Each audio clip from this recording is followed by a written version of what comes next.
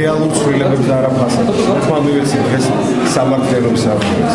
ხმა მივეცი დღეს იმ ძალას, რომელსაც მჯერა და რა თქმა უნდა საქართველოს რეალურ ინტეგრაციას ევროპაში, ევროპულ ოჯახში და რომელიც ყველა ქართველის ოჯახს აღზრდობინებს თავს დაცულად.